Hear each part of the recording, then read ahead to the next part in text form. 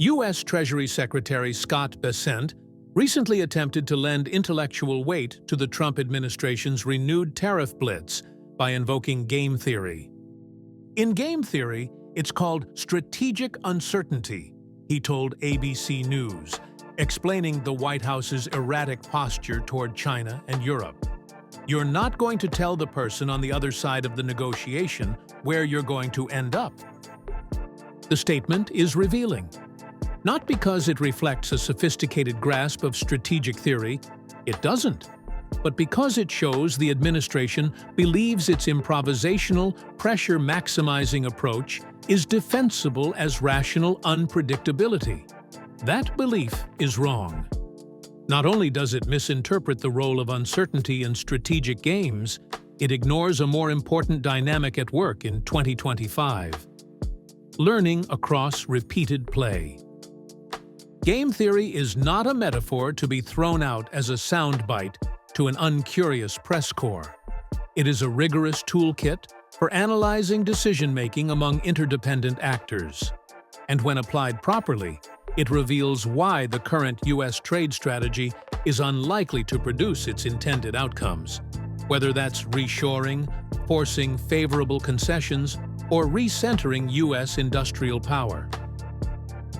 In formal game theory, strategic uncertainty refers to the lack of knowledge a player has about the future moves of other players.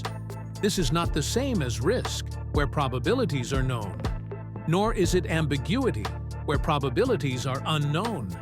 Strategic uncertainty is unique. It arises from opponents having agency, memory, and strategic reasoning. The Trump administration treats strategic uncertainty as if it were a lever. Increase unpredictability, and your opponent backs down. This interpretation conflates the existence of uncertainty with the weaponization of inconsistency. It draws from an incomplete version of brinkmanship, one that omits the crucial role of credible signaling, commitment mechanisms, and reputation. Game theory does allow for unpredictability, but only when it is carefully deployed as part of a known model, typically as a mixed strategy in zero-sum or conflict games. That is not what is happening in 2025. The administration's behavior is better modeled as noisy signaling, inconsistent, difficult to interpret, and increasingly discounted by other players. That isn't uncertainty. It's incoherence. Game theory doesn't end at the boundary of a single interaction. Repeated play, across time, administrations, and crises, fundamentally shapes strategy. In 2025, the administration is not dealing with naive or static opponents. China, the EU, Canada, Japan, and Mexico have all experienced this script before. They are not facing the first iteration of the game. They are playing the next round with updated expectations. I would argue that in addition to the lessons from Trump 1.0, other countries have learned valuable lessons from playing multiple rounds of this game during the first 100 days of Trump 2.0 as well. The Trump administration has been kind enough to deliver their opponents a lot of practice and opportunities for learning. In repeated games, particularly those with incomplete information, learning is central. Players update their beliefs about their opponent's preferences, reliability, and thresholds for action. And the Trump administration has already taught them that threats are rarely backed by sustained enforceable commitments, that signaling is frequently reversed within hours, days, or weeks, that concessions often result in further escalation, not resolution, that allies can be treated as adversaries, making trust-based coordination fragile.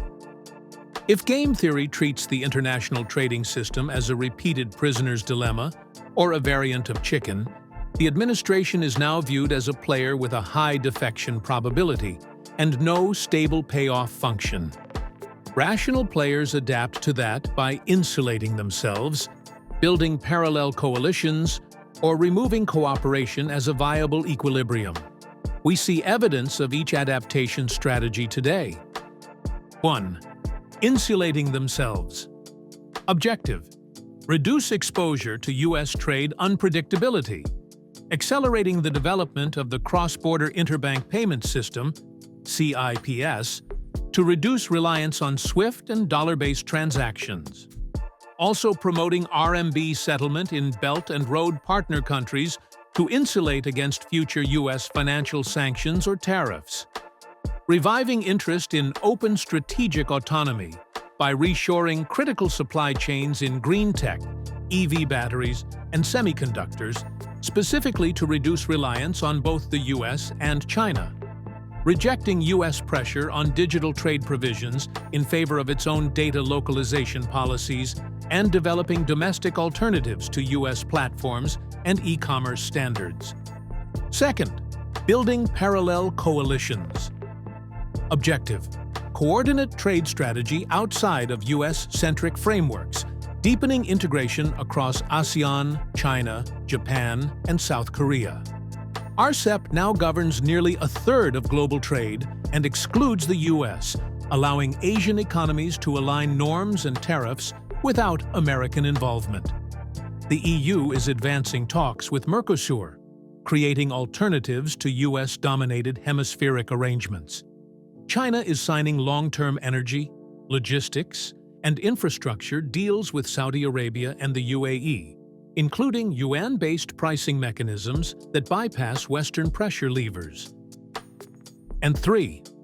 Removing cooperation as a viable equilibrium objective. Treat U.S. trade behavior as unpredictable and default to defensive strategies. For Mexico and Canada, post-USMCA, both countries have begun to diversify export dependencies, investing heavily in bilateral, European, and Asia-Pacific markets to hedge against future Section 232-style tariffs from Washington. For Japan and South Korea, increasing bilateral defense and trade coordination with each other and with ASEAN, treating the U.S. as a volatile partner, not a guaranteed anchor. Multiple countries, e.g. India, Brazil, are backing WTO reform proposals that explicitly sidestep U.S. veto power, pursuing plurilateral deals and dispute settlement mechanisms independent of U.S. engagement. So where is the current game likely to lead? Game theory offers useful templates for anticipating outcomes. The most relevant models for 2025 are 1. Repeated chicken with noisy signaling. Both players escalate, hoping the other will swerve. But if signals lack credibility, and if both sides believe the other might miscalculate or refuse to back down, the likely outcome is not concession, but crash. That's where Trump's tariff strategy heads, especially with China, if both sides perceive erratic resolve and low learning. 2. Multiplayer coordination breakdown. When the U.S. simultaneously threatens trade penalties against adversaries and allies, it disrupts cooperative equilibria. This triggers what game theorists call equilibrium unraveling. Players no longer trust that cooperation will be rewarded, so they hedge, defect, or form alternative coalitions. The erosion of trust in U.S. leadership at the WTO and in multilateral trade frameworks is a concrete example. Third, signaling game with a perceived irrational player. If the U.S. continues to behave in ways that appear disconnected from consistent payoffs, randomly punishing partners, shifting justifications, ignoring prior deals, then other players model it not as a rational maximizer, but as an unstable type. In signaling games, the presence of a perceived irrational player undermines both deterrence and inducement strategies. Neither threats nor offers are believed. Cooperation collapses. If the Trump administration were sincerely trying to use game theory to achieve reshoring, fairer trade terms, or industrial revival, the path would be very different. It would involve clear payoff mapping, credible signaling, exploiting incomplete information. Strategically, targeted escalation, not blanket pressure, trust and institutions, and dynamic adaptation based on opponent learning. The 2025 trade doctrine unfolding under Trump 2.0 is not game theory. It's simply the misuse of a term to justify improvisation and volatility.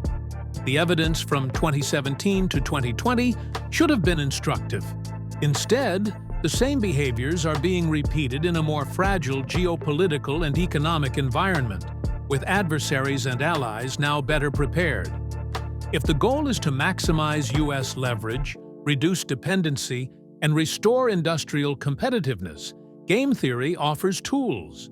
But those tools require structure, discipline, and long-term credibility. What's happening instead is tactical noise, misinterpreted as strategy, disrupting a system that depends on consistent signals and rational play.